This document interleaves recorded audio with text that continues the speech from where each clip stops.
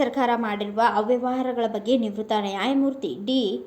ಕುನ್ಹಾ ಆಯೋಗ ವರದಿ ಸಲ್ಲಿಸಿದ್ದು, ₹330 ಸಿಗುವ ಪಿಪಿಇ ಕಿಟ್ ಅನ್ನು ₹2,140 ಖರೀದಿ ಮಾಡಿದ್ದಾರೆ. ಭ್ರಷ್ಟಾಚಾರ ಮಾಡಿರುವುದು ಅವರ ಸರ್ಕಾರ. ಇದಕ್ಕೆ ನರೇಂದ್ರ ಮೋದಿ ಏನು ಹೇಳುತ್ತಾರೆ ಎಂದು ಮುಖ್ಯಮಂತ್ರಿ ಸಿದ್ದರಾಮಯ್ಯ ಪ್ರಶ್ನಿಸಿದರು. ಮೈಸೂರಿನಲ್ಲಿ ಬುಧವಾರ ಸುದ್ದಿಗಾರರೊಂದಿಗೆ ಮಾತನಾಡಿದ ಅವರು, ನರೇಂದ್ರ ಮೋದಿ ಅವರು ಅಬಕಾರಿ ಇಲಾಖೆಯಲ್ಲಿ 700 ಕೋಟಿ ವಸೂಲಿ ಮಾಡಿದ್ದಾರೆ ಎಂದು ಸುಳ್ಳು ಹೇಳುತ್ತಿದ್ದಾರೆ. ಒಂದೇ ₹1 ವಸೂಲಿ ಮಾಡಿರುವುದನ್ನು ನಿರೂಪಿಸಿದರೆ ನಾನು ರಾಜಕೀಯ ನಿವೃತ್ತಿ ಪಡೆಯುತ್ತೇನೆ. ಅವರು ಪ್ರಧಾನಮಂತ್ರಿ ಸ್ಥಾನ ಬಿಡಲು ಸಿದ್ಧರಿದ್ದಾರೆಯೇ ಎಂದು ಸವಾಲು ಹಾಕಿದರು.